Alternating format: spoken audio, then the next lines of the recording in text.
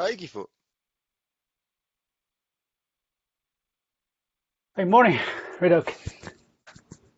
How's it going? Uh, a lot of fun in Protocol V2. Some Okay. bugs there. Uh, I know you're reviewing the crypto stuff, right? In the V2 protocol. Yep. And well, the review is just side effect. We need Sage wants me to jump the second Protocol V2 stuff and make some profiling there. Okay. We have okay. We're still missing Chunmei.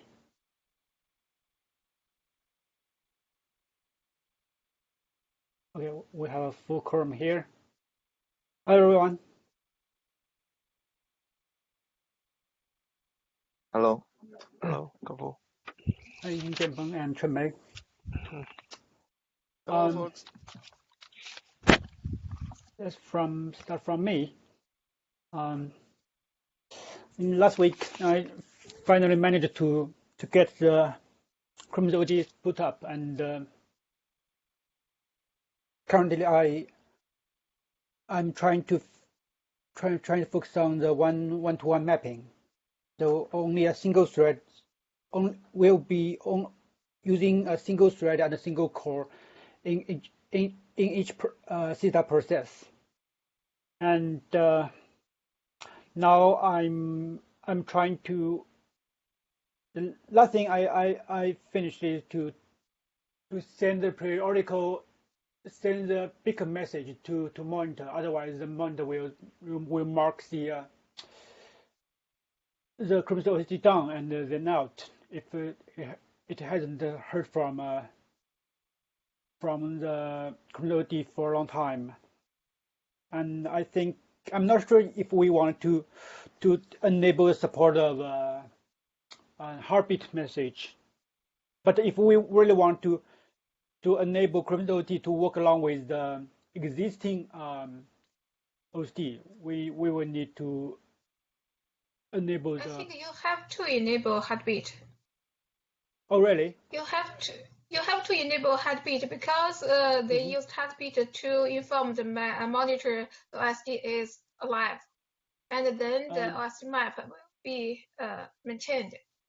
So the client can use the crash to find this OSD. How is heartbeat connect to the crash map? No, OSD connect to the monitor, right?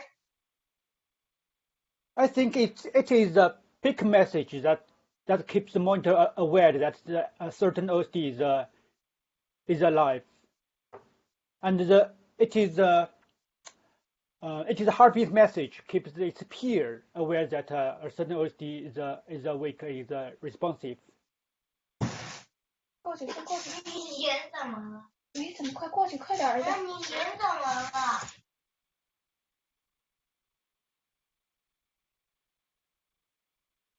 So the OSD the OSD keep its peers aware that it is a healthy status. What keeps its peer aware of its status is the heartbeat message, but it is the big message that keeps the monitor aware of this health message, healthy status. They are using different kind of message and different machinery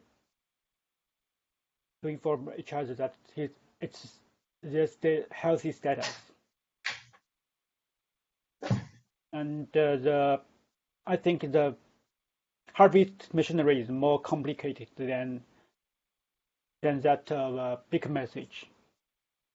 But the big message carries the PG stats, and the heart message only carries timestamp. But the OSD maintains its peer and the history of the ping, namely the the heartbeat message when the heartbeat is sent, when it is acknowledged, and based on the history of the the heartbeat of its peer, it will report its healthy status to monitor. That's how it works. So when we do the testing, we have to start up multiple OSD, right? Multiple OSD process. Then yes, we need it depends on how the heartbeat. If none of the OSD reports the bad news to the monitors, so the monitor won't mark the OSD down. So if we will only have a Crimson OSD, and none of them will report bad news to monitor. Even if they don't, the OSD does not reply the heartbeat message, it is safe because none of them are will reporting the bad news to monitor because all of them will be Crimson OSD. Again, sorry. We want to do the apple-to-apple compare testing, right? Self OSD will has the beat. So we have to do it depends on how if we will want to put the Crimson OSD along with XOD in the same cluster.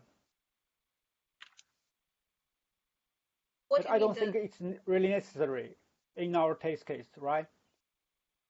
So the self OSD has this task. So it takes the CPU times to do that work. So if we want to do a fire comparison, we should do the same thing, right? It depends, right?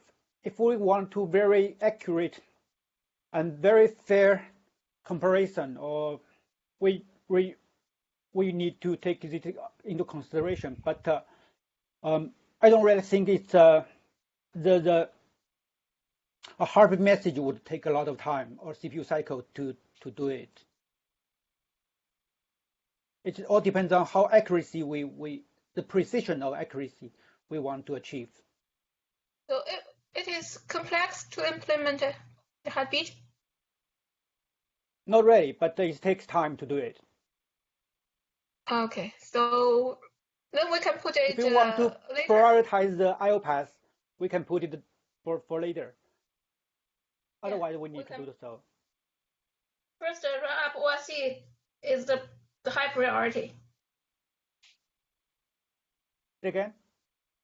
We can put this work later. If OSD can working first. Yes, that's also my impression. So I think the next step is get the messenger stabilized and get all the related PR, for example, the long waiting OSMAP cache or ARL cache review and merged, and start working on I/O path, related path. So your job is just okay. Yeah. So your current work is just start up OSD and start up the monitor client to communicate with the monitor, and the monitor will recognize that OSD is start up, right? And also send a big message to monitor periodically. Yeah. So the monitor can think the OSD is alive. Yes. And then readers will do the I/O read pass, right? Presumably, readers client will send the request as per the crash map to the right OSD. By then, all the OSD will be implemented the Crimson OSD. So yes. Okay. So last week and Yingxin and Jianpeng has the first test result of the messenger, and it is just one connection. So I think the test case, the FIO, I think messenger send the request serial, not parallel. So our Seastar framework has added a heavy load for the synchronized task schedule.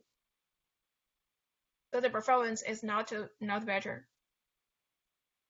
Okay, but as far as I understood, this would suggest that we need to convey much more work in space, right? Yeah, we want to start up test the multiple connections. So then the request will But send. maybe, are we absolutely sure that we are seeing what we think we are seeing? I was last week. I was taking a look on the profiling output from wall clock, and I'm really surprised because I made an assumption. We are the Seastar based messenger is slower, so presumably because of doing some extra user space work. But from the traces, I can see that the Seastar based messenger spends around 40% of its time in read, while the old async messenger was taking only 20% of its time in kernel space. So it seems contrary to what I was thinking. I would expect that if we are slower in the Crimson Messenger, then it's because of doing some unnecessary, some extra work at user space. Because the absolutely perfect zero overhead messenger will be only doing I/O, nothing more, just I/O. When the I/O resides in kernel space, where we are using the POSIX stack, this means that such perfect, ideal messenger would spend 100% of its time just in kernel space. The riddle. So both the Sync Messenger and the Crimson Messenger use the POSIX stack, so they all go to the kernel. Of course. So, and the extra work, I think, because we are Seastar framework, there are extra work added by the Seastar scheduler for the asynchronous task. Our code is asynchronous, and each return future will go to the scheduler to do the schedule. And they have the epoll, the pooling. So we have extra work. But if the request is not parallel, it is if I'll send the request one by one, serial. So we couldn't get the benefit from the Seastar framework. So I guess I assume still, I think okay. it is. Okay, but in such serial, not parallel. Okay, but in such case, I will still expect that the share of reads will be in the share of reads in process time would be smaller in the case of Crimson Messenger, but it's bigger. It's much bigger than in comparison to async messenger. That's the surprising part. Yes, so Yingxin send a link to implement the epoll, right? So we will try it that apply the patch and test again. Yep, we can. But okay, in the traces, I can still, of course, I can see there are calls to epoll, sure, but they are not dominating. The read is the primary. It's the primary syscall there. So you mean the socket read, right? Yes. Socket read. Basically, the read syscall. Of course, it can come from the socket read, but what I'm talking about is the share of the read.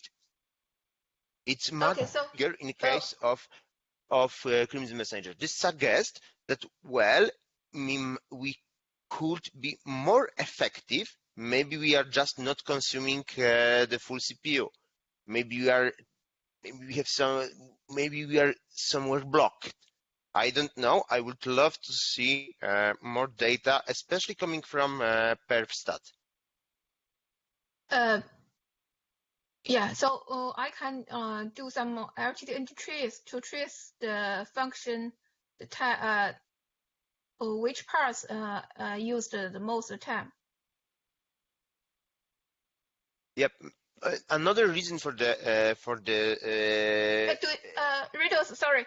Do you think the current trace log is enough, or we need to do the other trees for the well, performance? for the traces, it's okay. It will be nice to see some counters, just starting from the number of cycles the whole processes we're utilizing doing the job.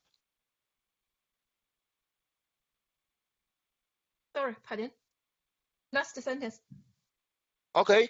I would love to see the output from perf stat. Basically, the number of cycles both processes utilized. It might be that the Crimson messenger consumed in total less CPU cycles. So the read share, if we are doing similar work, the read share will be bigger in such case.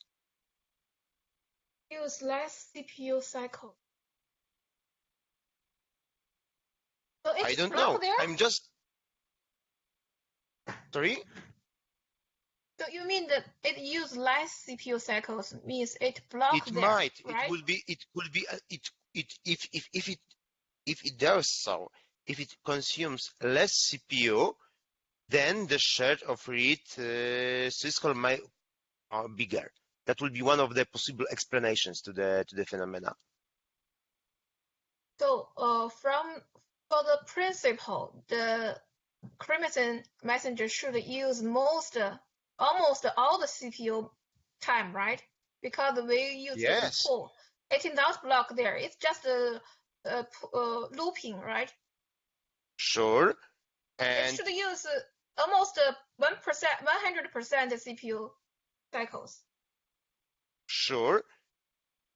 So this is another reason why the share of read syscall should be lower, but it's higher in comparison to async messenger. That's the surprising part.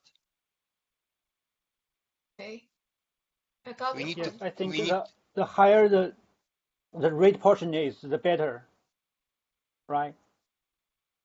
But the overall Exactly, but performance it's of contrary to the results the number of IOPS we are getting. That's the surprising part. yes, yes, it should be performing better than async messenger, or at least they are on the par, because they are using the very same underlying technique for the implementation. Both of them are EPO based. Maybe our reads maybe our reads are slower. Maybe they require more CPU because of chunk size. I don't know. What I would love to see is just the. What I would love to focus is just to explain why those numbers are contrary to each other. I mean, providing less IOPS while being more in the read syscall, while spending more time in the syscall. That's the surprising part.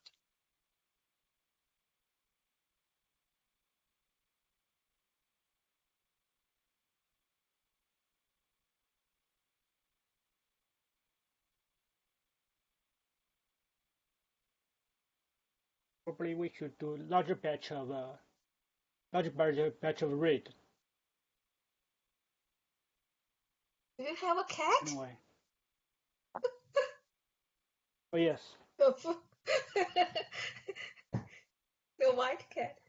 So okay, so I'm last week I after I talked with the Tusha, and so I drafted the Crimson thread model. So I told Tusha that we didn't decided finally the thread model for the Crimson. We just first to test the one thread OSD. First to test to make the POC simple and we can quickly implement and test get a result. For the final design, the thread model, so I don't think we have the final decision for it. So I list all the possible thread model, and Tusha mentioned the PDK something NVMe over Fabric. So he gave me an impression that SPDK NVMe over Fabric or SCSI over Fabric, something like one thread running a dedicated task. But after I take a look, I searched from the internet, I couldn't get this kind of description. So only like what we do in the Crimson Messenger, one thread work as the acceptor and then send the message to other calls, the new connection, and the other calls use that connection to run to complete a task. So I'm not sure. I will check with Tusha what he mean about the ask me to reference the NVMe over Fabric. So Kefu, do you know the NVMe over Fabric in SPDK? I know a little bit about SPTK, but I'm not aware of The SPDK has a similar framework as Seastar. So SPDK also run each thread on per call, one thread per call, and there still also has the reactor like the Seastar. The reactor also do the ePOL. So I think they are similar. And then one thread do the networking accept and send a message to the other call that there is a new connection. So I think they are similar. I didn't read the SPDK code. I just read some architecture description about SPDK. So I don't know if there are some special thread we will run just for the dedicated task. Only finish a special task. I don't know. But Tusha asked me to reference the SPDK NVMe or SCSI over Fabric. So he said it is already verified in SPDK, but I don't know exactly about it.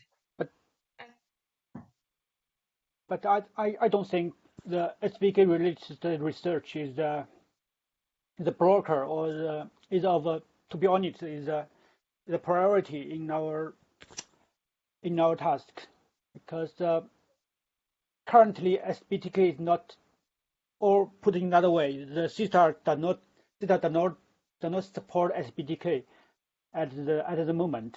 Probably it will do so in future. And yeah. So he just asked me to reference the SPDK thread model, because we told him that we used one process has one OSD thread running on one core, and so he asked me why, and we designed like that. So I just told him it's just a POC to verify.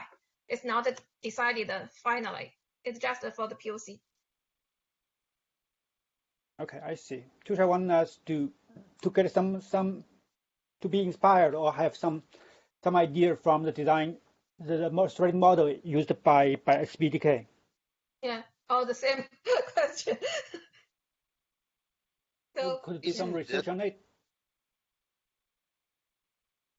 But isn't that the SPDK offers multiple ways of consuming, let's say, NVMe device? Probably, I think. I guess that Yeah, all we will be interested in is consuming NVMe on the same host without any extra pool, just an abstraction over the message queues on the ring buffers of the device. Well, some time ago, when I was working at Mirantis, we were taking a look on the similar thing called QAT. The coprocessors for crypto for compression that are supposed to be to offload uh, some workloads in DPDK/SPDK scenarios. And though I'm making a guess that those all hardwares use similar approach to the problem. There is a device offering easy sharing between processes just by dividing the pool of the message queues that can be used to communicate with the device. So the device has many I/O channel, Yes, exactly. and each Different. thread use one channel. Okay. So what is the reason for having the extra thread just for doing the polling? Basically, it can.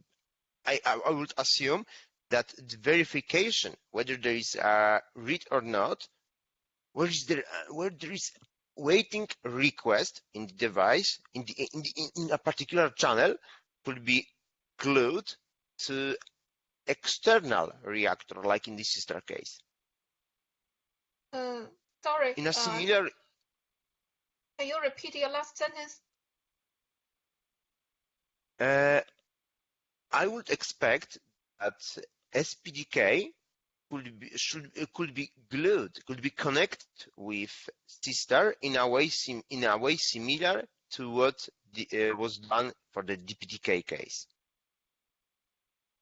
DPDK case. Yep, Seastar is already integrated with DPDK. Yeah. So is in this currently existing integration, is DPDK running its own reactor? yeah, I think so. Yes. Reactor DPDK. Okay. DPDK is the TCP/IP stack. Okay. Yep. It offers user space stack. Sure. Replace the POSIX stack. Sure. But it also, I think it also offers abstraction of the low level parts related to communication with devices. Yes, there is the driver for the connected the network device ring, something like ring buffer, something like that. Yep. Ring buffer, something similar stuff to QAT. Yeah, I think SPTK has the same some NVMe user space driver to connect to access the hardware directly. Okay. Anyway, it's a story for at least the second stage of Crimson. For first one, I guess all we need is just to test the network plus Memory memstore part. layers. That's the goal for first stage. SPDK maybe for second one, but I see what Tushar is focused on. I guess he wants us to help with the architecture, just to be prepared for consuming SPDK ultimately. We don't want to plan test on SPDK. So Tusha mentioned SPDK, just asked me to reference how SPDK thread model. Yeah, How, you want how to to have some SPDK idea. use the thread model, because I think SPDK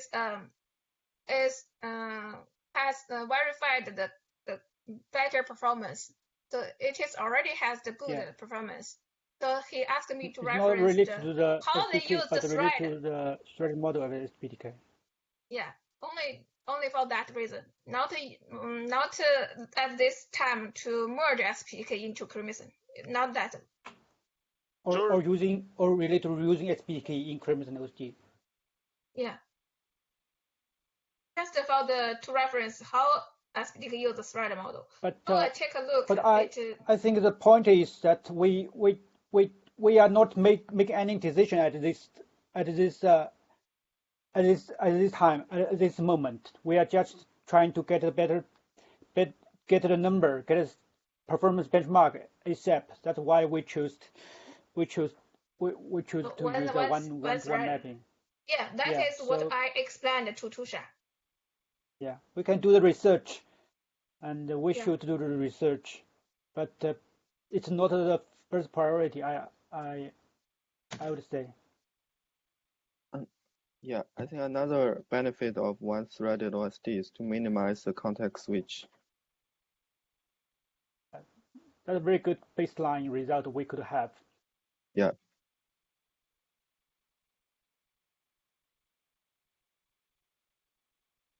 So last week, and I just investigated SPTK and ScalaDB thread model. I think they are the same, just run to complete. So multiple thread and one thread per call, but there's multiple thread the run to complete for the ScalaDB and SPDK. I didn't find the last thread model for in SPDK document, and I will check with Tusha what he mean when he mentioned that. And then I just take a look at the Crimson Messenger, and if there's no other developing work want me do, I will help Yixin and Jianpeng to trace the Crimson Messenger, and I think we should test the multiple connection, because I guess the FL, if just one connection, they not send the request parallel, and that will not take advantage of the Seastar framework if it is send request serial. So first we have to support the multiple connections. I mean, when you are looking at the ScyllaDB, did you manage to find some resource or infrastructure shared across different shards in ScyllaDB? I didn't read the code. I just take some the document, so no exact detail for the data structure shared. Sure. But I think when it do the IOQ used in the user space for the IO to the scheduler, user space IO scheduler, the IOQ in the Seastar scheduler it's depend on the device capability when you on the machine. So if the IO depth is not bigger, multiple ScalaDB thread will share the same IOQ. Yes, it assign a manager core to receive the IOQ, the IO request, but so they will send a message to the other across the call to do the IO. I think they share multiple thread will share the same IOQ. The IOQ is user space IO scheduler. Okay. So exactly there is this kind of the message passing across the course. And SPDK, there blob store. Do you know the blob store? Yes. SPDK use the blob store, right? It provides broad and broad FS over it based on it. Blob FS. So I read some document. I have the impression that the one thread will do the metadata, not the IO, just the so metadata should be, because it's global, right? It's blob, it's blob something. It is just a one thread process the metadata. I have this impression. So if we want to do the blue star in the Seastar environment, for the metadata processing, it should be one process to do it. Yes, I learned that the metadata in BlueStore is consolidated, not sharded, and Not sharded. It should be. It is for to manage the store, right? It's the management data, so it's only one thread process it. Yeah, another interesting finding I have last weekend is that actually SBK managed to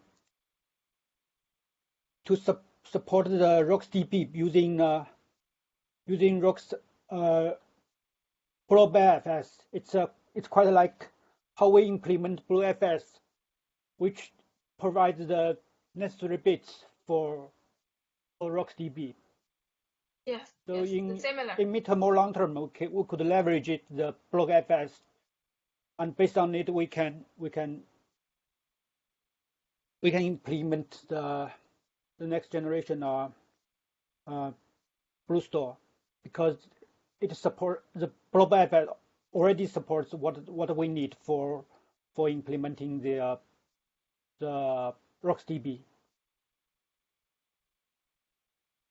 Okay, so and then yeah, I just do some investigation on the thread model and read document for the SPDK and ScalarDB, and then I take a look on the messenger code.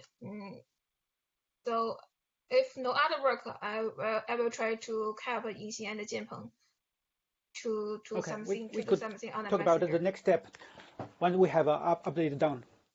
Okay. That's all. Jianpeng, how's it going? Thank you.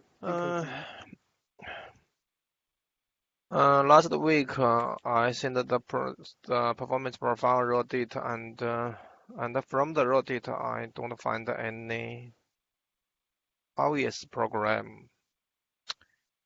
And later, Yingxing sent the new Seastar import method, and I read the code, and this based the new kernel feature.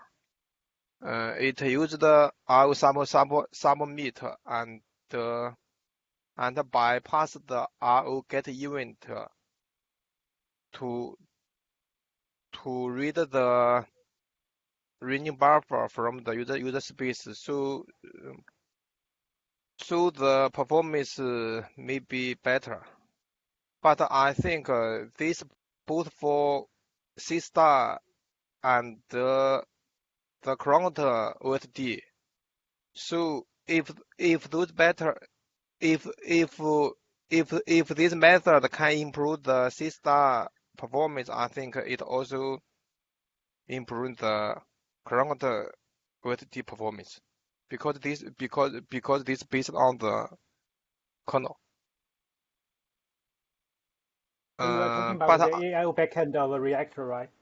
Which was introduced last month also. Yeah. But I can try this to show the new performance. But in my opinion, we're not likely to have the luxury to use the new backend because if I understand correctly, it depends on a new system core provided by a very recent kernel like 4.19 or so, right? Yeah. But our customer are not likely to deploy such that a very new kernel just for Yes. And this enabling such features. this is the kernel feature. So both Seastar and the no Seastar, they also improve the performance. I don't If think Seastar so. if Seastar use this, we can still use this feature in no Seastar. Simple. Oh, you mean in async messenger? So this is just for the ePO, right? This is the this is the other ePO method. Yeah, a single messenger not use ePO. Eh? They No, use it the is. ePO waiter. Oh, They use also ePO use. waiter. Yeah. Oh, okay, the same. They use ePO. Okay, I see. Unless async messenger use the new polling system core, it's another apple-to-apple comparison, and I don't think the profiling would be interesting for future deployment, but not for existing or the for existing or the package bar will be have when the fastpass is when fastpass is completed. Yeah. For I don't know for the next step. Maybe by Red Rose suggest to do. But Okay. but use the purpose day. I think it can't work now because because because the message because the server message can't sleep after the when the client exit when the client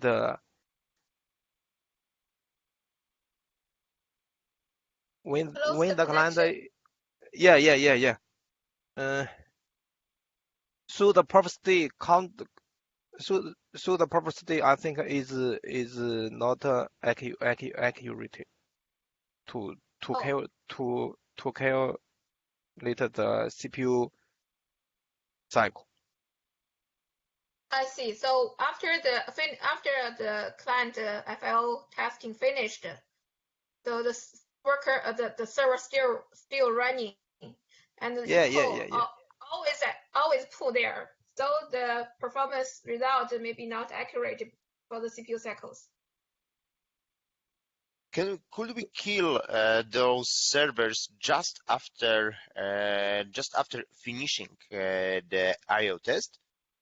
I guess that the real testing takes a lot of time. Maybe I'm thinking about minutes. So even if there is a delay between finishing the I/O path, killing the server, I would expect it will be quite small, maybe in the seconds domain. So okay, we would get some drift in CPU measurements, but still it can be quite acceptable to verify what is going underneath. So we can exit the server after the connection Exactly. closed. Even if we do that manually, even if somebody would need to type kill all in terminal, well, okay, we will add some drift, maybe around a couple of seconds.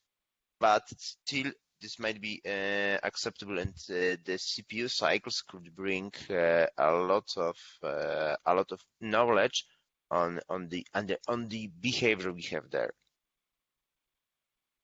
By the way, So do we have? Sorry, please continue. oh, Hi, so hi, readers. I found Prophecy had a timeout parameter. We maybe test with the timeout to capture some seconds in the test process to show the CPU cycle. Maybe another way exists. As I understood, those tests were made with queue depth equal to 1. One connection, we cannot, a client wasn't able to issue a new connection, a new request before finishing the previous one. So queue depth equal 1, if I correct. In such situation, throughput is determined by latency. So if the Seastar messenger has bigger latency than async messenger,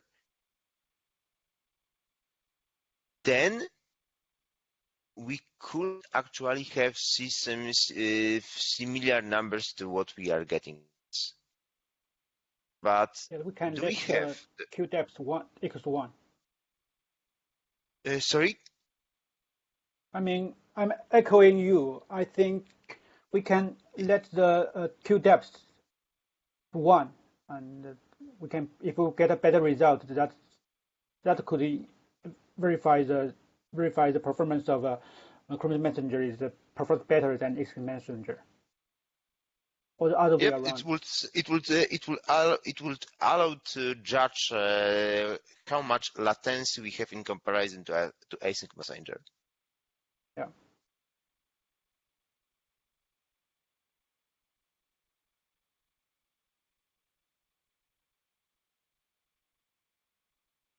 But I just say that's a different number. The throughput and the latency are very different perspective of the performance of messenger.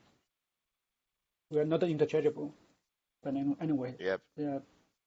That's true. Both of them are It will important. be only for testing, just for verifying where we are with the current Seastar messenger. Yeah. So Jianpeng, can Hi. you call the server exit after the connection is closed so we can get the accurate CPU cycles for the testing? Pardon? Just exit the server, the Chromium Messenger server after the FL connection closed. Then we get get the new CPU cycles result. I just ask if you can do a test again Okay. and exit the server after the connection is closed.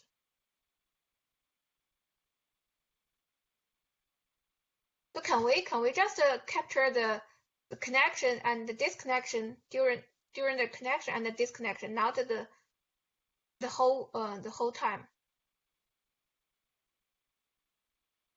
What mean connection and disconnection? So the I begin think time what is means to keep pulling the state of the connection. If there are no non-exclusion exists, we can just stop the profiling to get a better stats and better result, more accurate one. Yep. Perfect. That has a -p option that allows you to hijack existing process, allows you to profile existing process. So you could start it just before generating the I/O, and this profiling process just after finishing the I/O. Okay. Just by hand. yeah, the currently test result include all the code from the beginning of the main function. right? There is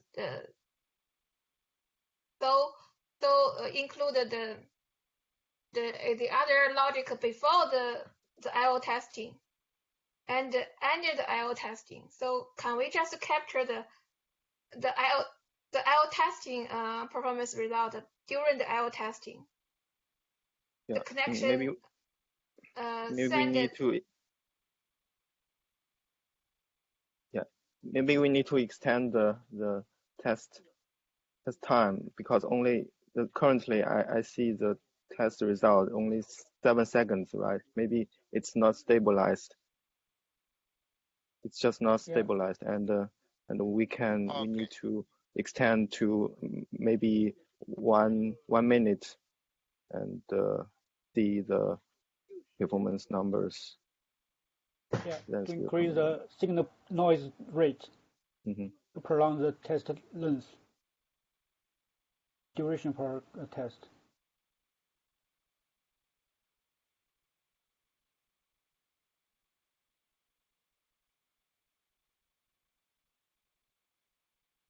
Okay, I will by your suggestion do the next and send the result.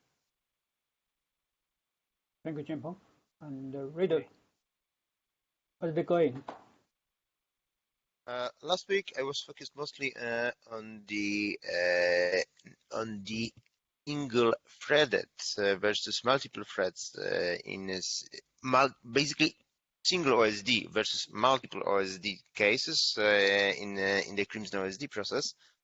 We had a very good discussion, quite long discussion at the perf and the weekly perf meeting.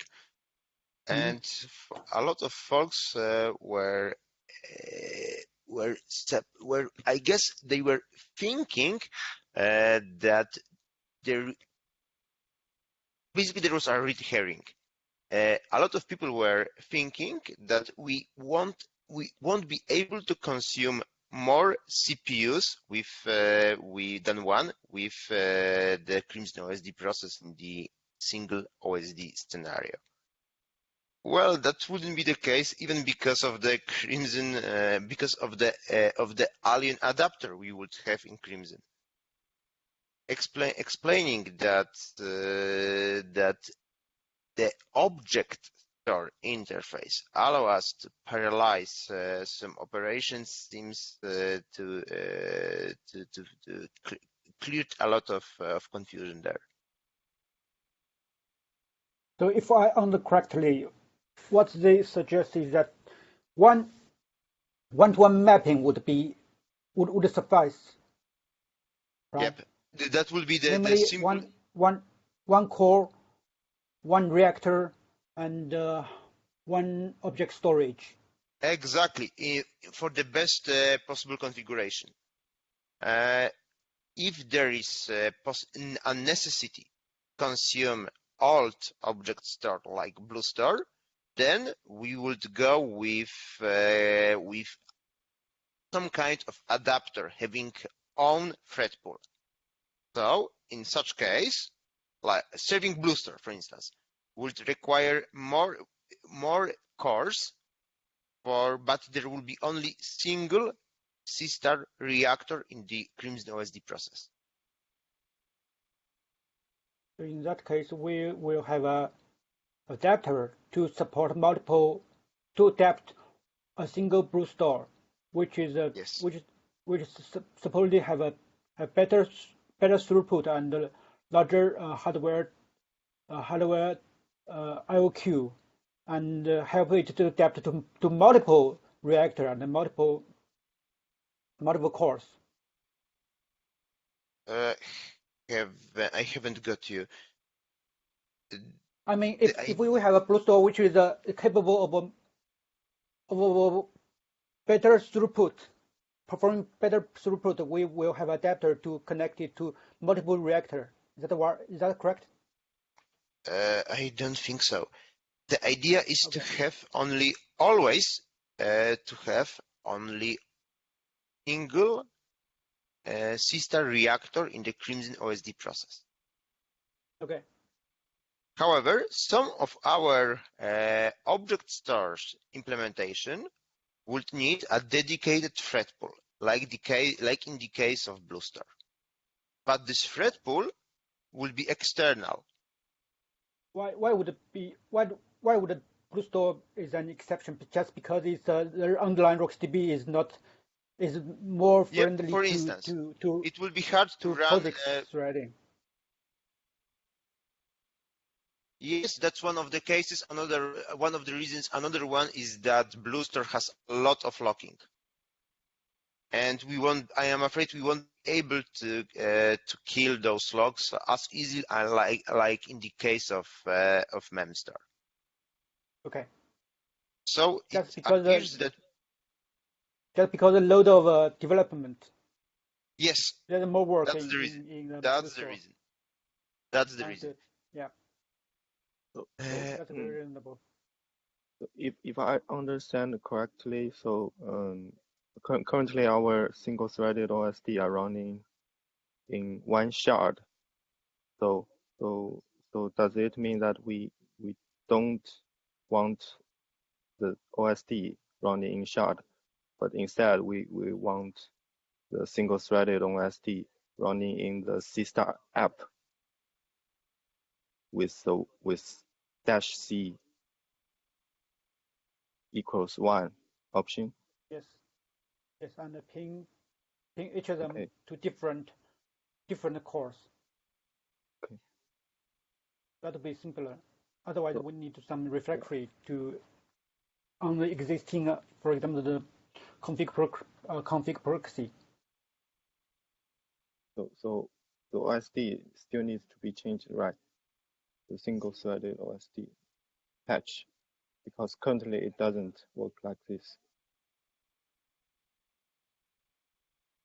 I don't follow you. I mean, could you be more specific? But existing OSD is Can we just use the -C1 to let Seastar running on one core? When we I think run so. yeah, I think it will pick up a core to run the Crimson OSD, no matter which core.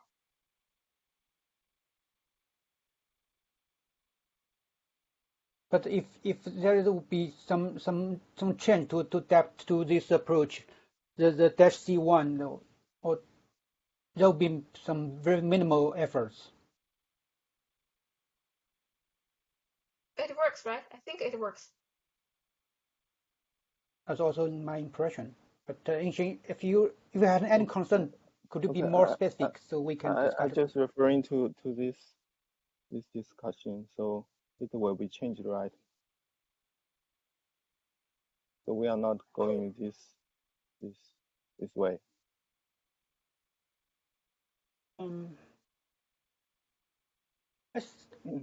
The best, what I think off my head is that we need to do so in first thing is to patch -smp1 to the Crimson OSD because -c is used by OSD's command option parser. And another thing is that we currently in my PR, I always submit the OSD to the zero shards. If we have any way to specific to designate a different core to the Seastar application, it's not a concern anymore. Otherwise, we need to find a way to register to the Seastar application to a given core and use another one when we start a new instance of Crimson OSD. But I don't think it's a big deal.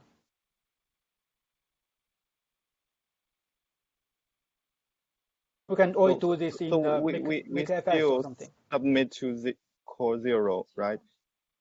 To start the OS. So in this logic, it submit to core 0 to start the OSD shard.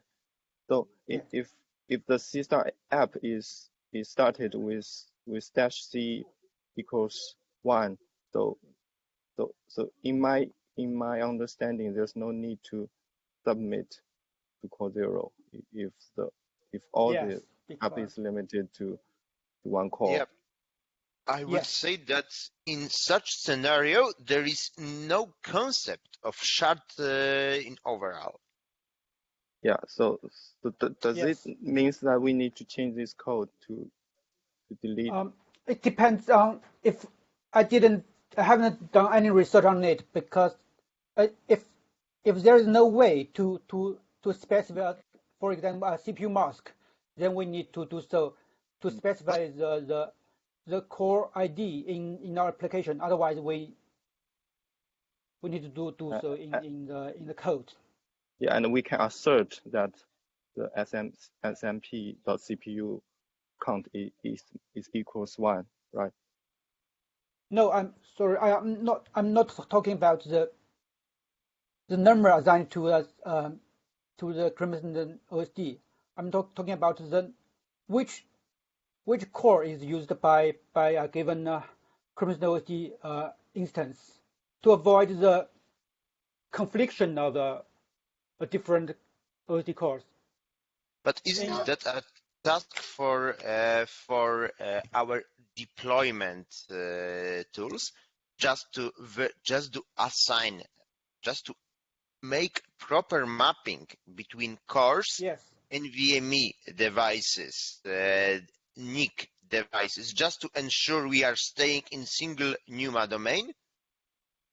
I'm not sure that Crimson OSD should do that things. I think This so. selection process sounds like external responsibility.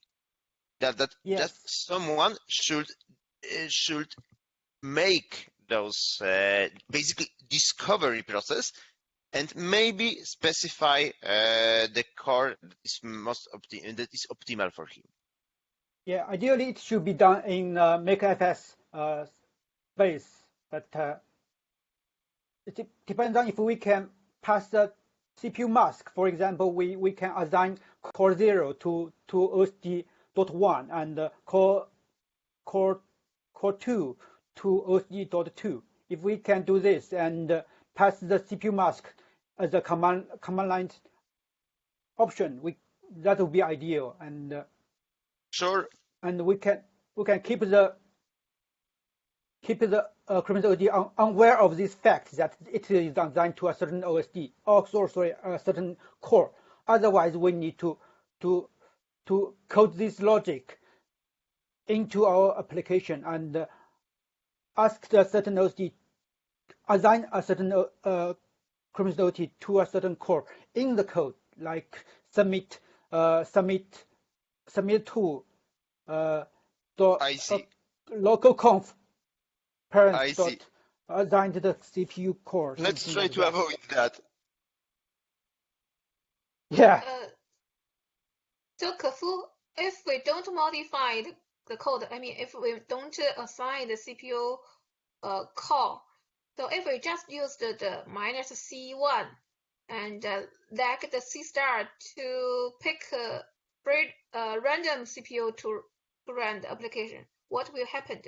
If we for the second time we start up the Crimson OSD, it will pick up another core, right? It will not run on the same core. I don't really think so. Crimson is aware of another instance of or Seastar is being using a certain core. It depends on. I think it's a pretty much a cooperative approach. All depends on the user space, and Seastar has no idea. So Seastar don't know, right? Don't know which car is used. Okay. Yeah, just two thread, right? I think so. Just like SBDK or DBDK, we need to pass a CPU mask to it to let it to pin to a certain core. I think the same apply to Seastar, but I don't think it's a big deal. We can always handle it. In the management plane, put it on a way in the makeFS phase or in the runtime. or just add another option in the options.cc. It's a big deal. But we can avoid it if it's possible, just like Yeah, Redox suggested. I asked this question because I want to make sure that in our current prototype, will we set the dash c equals 1, or we don't set it, just to let Seastar app to cover all the cores in this host? I think from now on, we'd better to pass dash SMP x1. Okay. So in this case, the engine only can see one course, right? Yes, so we don't need to worry about the course code communications. Yeah, At yes, short time because before we have numbers out. yeah, because according to my investigation of the messenger, the Seastar messenger design, we must listen on the all cores if the of the Seastar app, or there will be bugs. By all core, you mean all the core we have in the Seastar app. Okay. So if That's the we pass dash limitation. SMP x1, the all cores implies to only a single core. Is that Yeah. true? So Okay. Cool. it will, yeah. So if the setting is one core, so we don't need to worry about it. Okay. Yes. And also I Well, think that will make our life easier. all we But if we want to implement a working Seastar messenger, we still need to do what Seastar recommended, to listen on all the cores. Sorry, what Even do you if, mean by working? I mean, listening on all the cores and accepting on all the cores, because Seastar framework is mandatory distributed the file descriptors in a round robin way. You just mentioned the all cores means all the cores assigned to Seastar application. So we pass SMP equals 1. So all core just means a single core. So don't need to worry about it, right? Yeah, currently yes, but the correct design. I mean the correct design. Okay, I see. Yes, for a correct implementation of a messenger, we need to deal with it. But so probably you can file a ticket in the they understand it. Tracker. They understand it, and they have discussed it, and they decide not to modify it. I also pasted the discussion in this. The discussions about it, and maybe they won't change in recently. In the near future. You have a discussion with Seastar guy, right? No, I haven't discussed. I just look at the discussions. Oh, see. Okay. So I'm wondering if we need to abandon this concurrent this multiple enable connections on all cores this patch, or we continue to modify it to adapt to the single threaded model, or should we abandon it, or continue work on it to make it merge? I don't think we need to abandon it. But the better word for it is to stash it, because we cannot make the decision yet before we have the number out. And I think what we need to keep it bearing in our mind is that we will probably switch over to M2M mapping. But the foremost thing to do is make sure that we have a working implementation for the one-to-one mapping, and it should perform well. So that means in all the unit tests, we should also limit the core number to 1. All the unit tests will not pass if they start multiple connections. Yes, we can do it, and we should do it. Yes, Okay. true. But we're definitely not abandoning it unless we have a good reason to do so.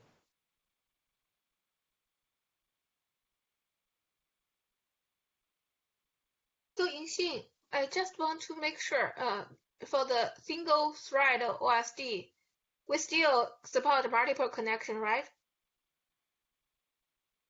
Yes, if we limited the Seastar app cores to 1, yes, it but can by nature support the multiple okay, connections. still just the one core still support multiple connection, right?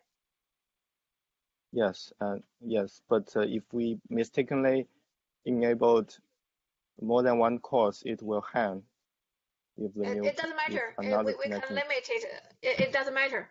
You can check if the input info for you. parameter is not equal to 1, we just exit. Test case exit is okay. Yeah, and yeah, last week I also fixed a bug in Seastar Messenger. Seems it is writing the buffer concurrently, so that's why there's some memory issues. Okay.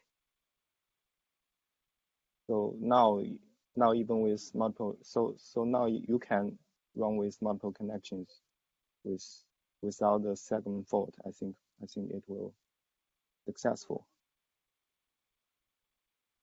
So which PR support the multiple connection? Can we merge it to the master branch now? It's not it's just a small fix. Can you apply a PR? This yeah. So I think it can be merged soon, right, Kefu? Which PR it is, or which commit it is? Oh, okay. The last Let one. me take a look. I'm looking at it. So this PR? Sure. So the master branch will support multiple connection for single core, right? Yeah.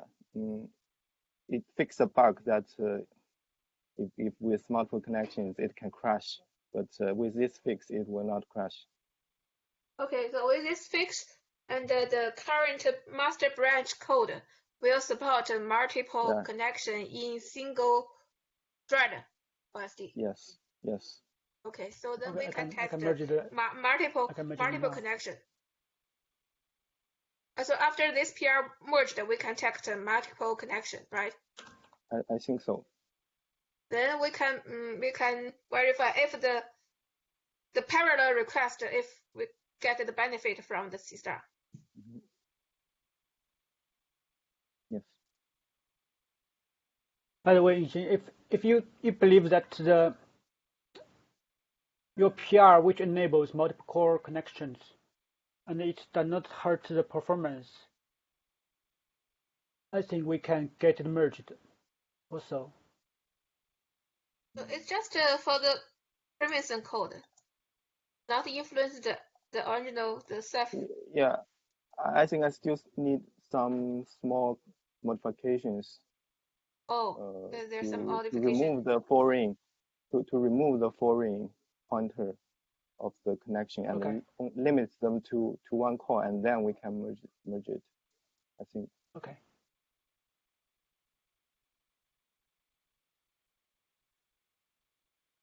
By the way, I just merged the PR with 25939. Thank you. That's quick. And I think is there anything specific you need to update, share with us? Yeah, no more. I just want to give some information that we need to limit the core to 1, and now the segment fault bug is fixed, and I will continue to do with the refactoring, the rest of the refactoring, and Yes, try to implement V2 in protocol. yeah, I can feel the impaction of V2 to the Chromosome project when I was implementing the Chromosome OSD. And I think it's time to for an apple to apple Please go on. comparison, but for apple to apple, our current prototype, do we really need to V2 to compare the Kunzong OSD and No, we don't. Okay. I think we just need to be compatible with for example, the OSD map and the infrastructure shared with existing OSD, and to be, for example, to talk to be able to talk to the monitor and the underlying OSD map in the compatible way. Okay. I just want to make sure it is not blocking us, the V2 implementation.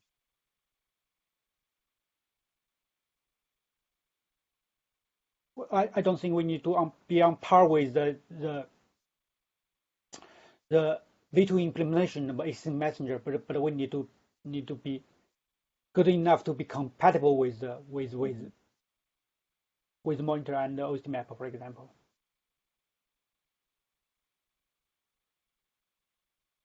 I think in my opinion, the next step is to get my PR merged, review and merged. It's and I think I would need you guys' input on it. And based on what we can implement the fast pass, the fast read pass of a Chromosome OSD. And next thing is to review the ARI cache and to design the non-sharded OSD to port the port redox finding of a read pass to, or implemented it with Seastar.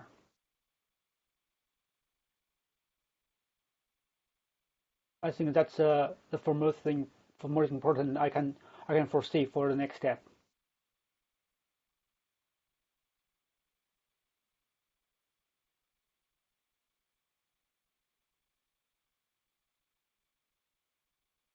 And let me find the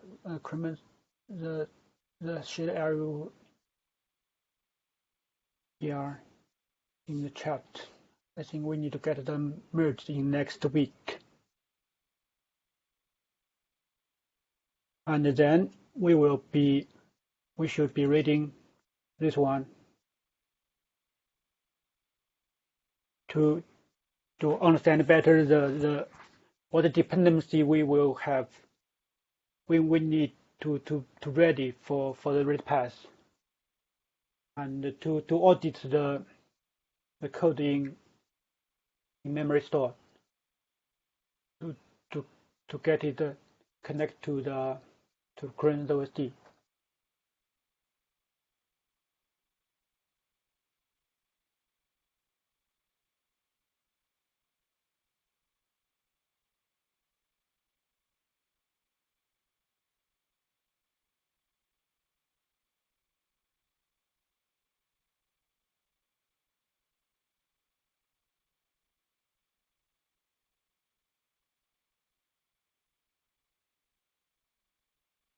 Thoughts?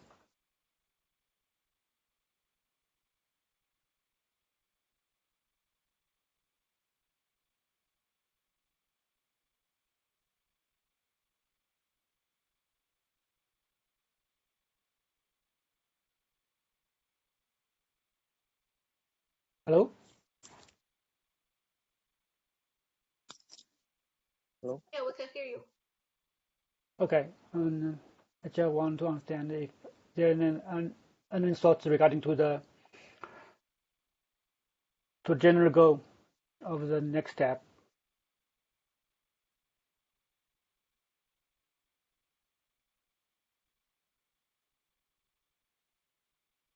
If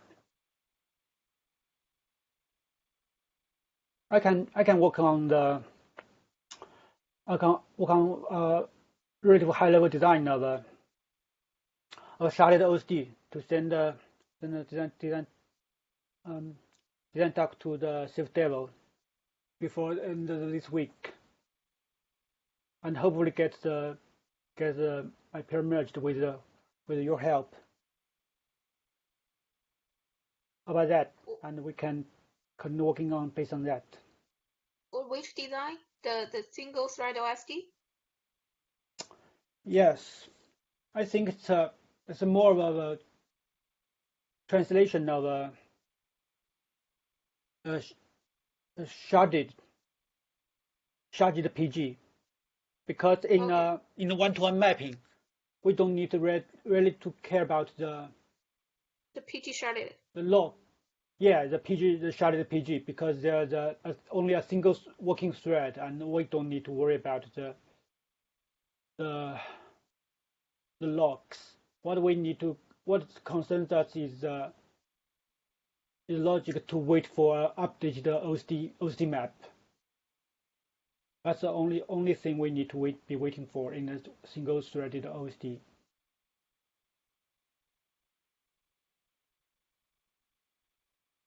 OSD map. Pardon? What the concern for the OSD map? Because in an ideal world, a request will be, when a request reaches OSD, OSD will dispatch the request to a given PG. But there's a multiple places where the PG won't be able to serve the map or serve the request. For example, if the PG is not created yet or is not paired yet, we need to wait for a PG ready to first serve the request. And there are some cases where you are thinking. So you are thinking the M2N mapping, right? Not our POC. No, I'm trying to focus on the one-to-one mapping. But so one-to-one mapping, no PG sharded. No PG sharded, but when a request is received, we cannot ensure that the PG is paired or we have a up-to-date OSD map, which is required to serve the OSD OP. So if we consider one replication. Okay. First. Okay, that would help. But we also need to wait for an updated OSD map, don't we? But no PG pairing. Right, no PG pairing anymore. We can set the per unless to be one. But unless we need to, no, we still need to have a PG pairing, because there is a chance that the PG is there is a case that the old OSD is marked down, and we need to, and the monitor assign a new OSD for the acting set, and we need to the new primary OSD need to be informed with this information and get it active and clean. Then it will be able to serve the request targeting this PG. But before that, none of the OSD will be serving that request. Am I right?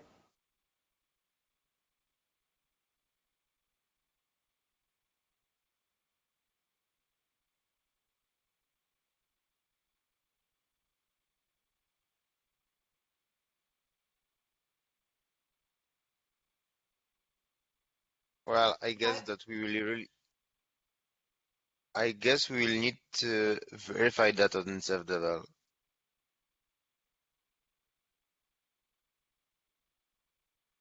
Yes, we need to refine this the problem a little bit in the mailing list.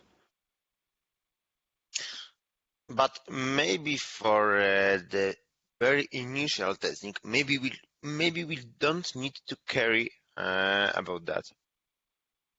I think we needn't care about the special case currently.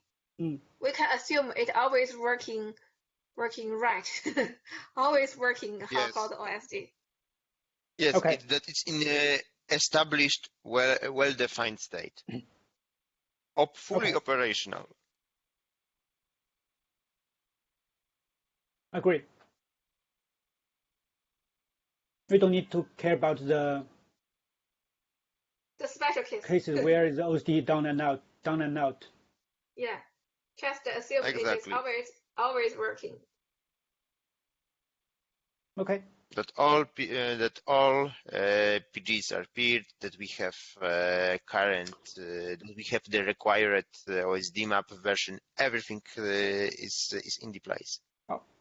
How about that? I will try to come up with a dead-end implementation of read path, where we have only a very simple handle OSD OP method, which will return a random buffer list just to fulfill the request from the client, and we can improve or make it more complicated based on it. Makes sense. Let's do any complications after getting some performance numbers. But my Sure. concern is that the existing Ceph OSD has multiple code to check that logic. So I think we should do that, right? Because there are multiple. We should. The checks. Yeah, we just The check, checks. and because it is the working normal case, then all the check just the check is, but not influence the code going branch. I think we should make some estimation based on our guess, based on our wisdom.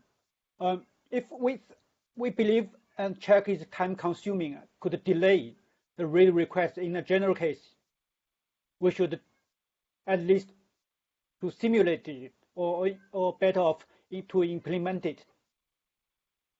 Otherwise, we can think just we should go skip that it. logic. Yeah, we go that logic, but in our case, it always always right. Always return some return to the normal branch. Okay, how about this? If Chen-Mei, if you have extra bandwidth, I would suggest you to work over to read Redux through PR to understand which part we should at least to emulate it or implement it after we have a dead-end implementation. So And the how much shortcut it will hurt the performance. Say again? Shortcut for reads over replicated pool, this PR?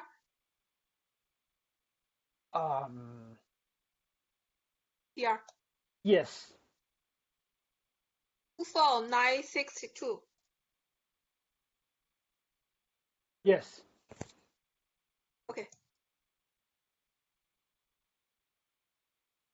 You can Is also that cross check it to make sure it's review the general so case of read path. So Rails this PR for Seastar for Crimson No. OSD?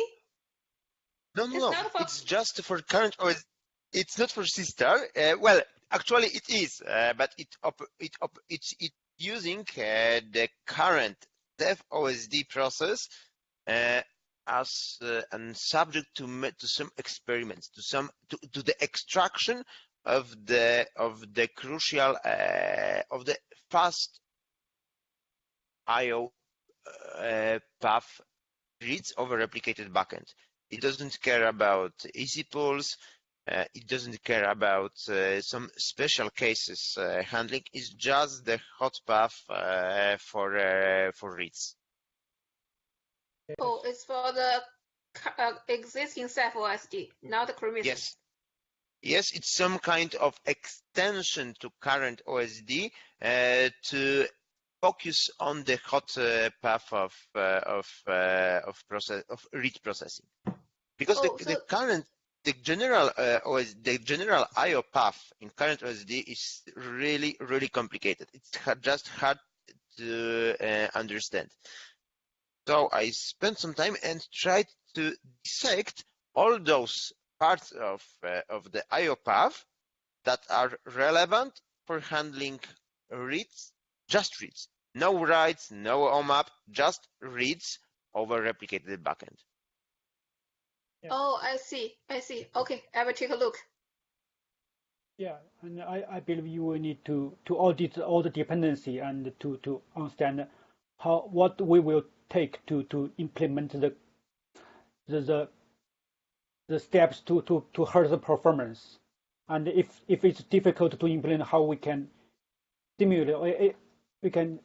emulate in Seastar, or better implement it. Okay.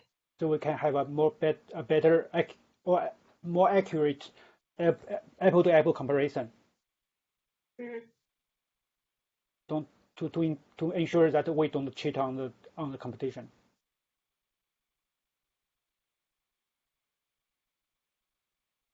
Okay, I see. And I think I will have the very dead simple handle OSDOP implementation by the end of this probably next week, if the review goes fine. And how about Jianpeng and Yingxing? What's your plan? I think I still focus on the performance profile.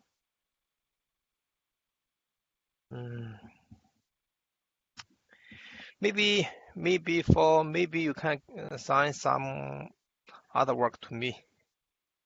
I'm glad to do.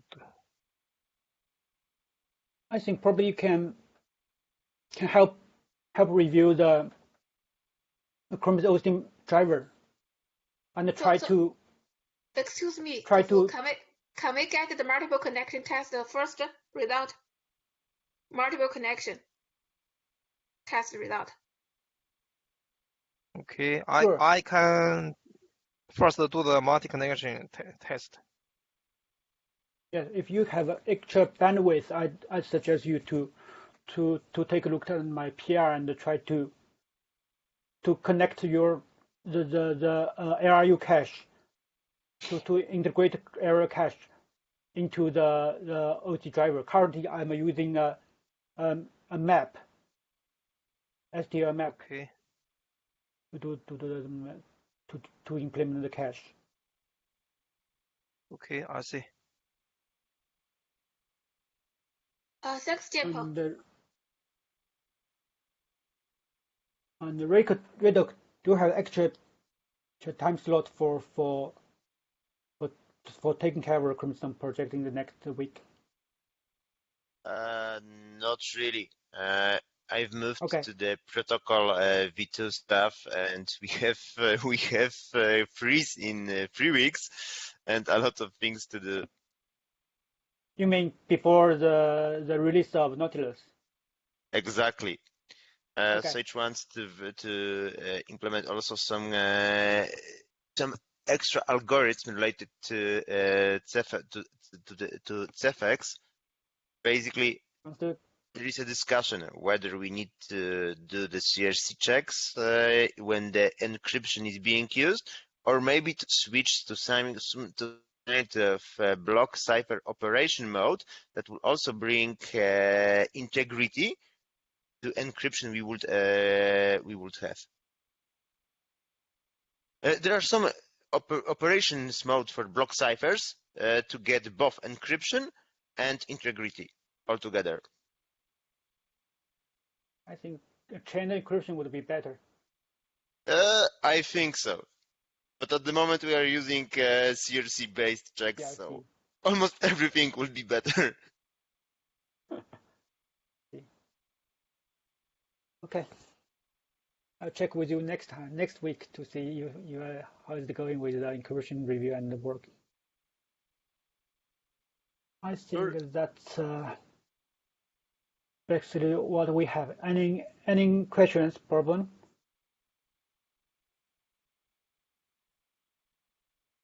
Oh, Yingxin, by the way, if I get a chance, could you have review the PR for 25304? 25, which PR? I'm posting the URL in the chat. Namely, it's OSD prototyping PR. Okay, we'll do. Hour, right? Yeah. Yeah, the Chromosome OSD PR. Okay, sure. Thank you. And talk to you guys next week. And have a good night, good afternoon, and good evening. Thank you. Thank you. Good morning. Goodbye. Bye. See Later, you. guys. Bye. Yeah. Bye bye.